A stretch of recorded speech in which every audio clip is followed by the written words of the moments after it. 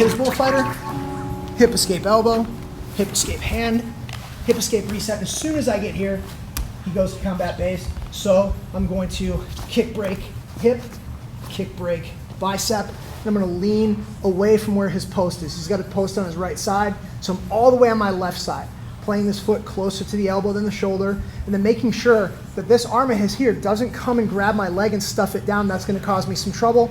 So I just want to make sure I can keep that grip away from my pants. Okay. To initiate my sweep, it's a big wheel. I'm going to keep those sleeves. I'm going to steer the big wheel. I'm going to arc my toe over his head, and then my left leg's going to wipe his leg out altogether.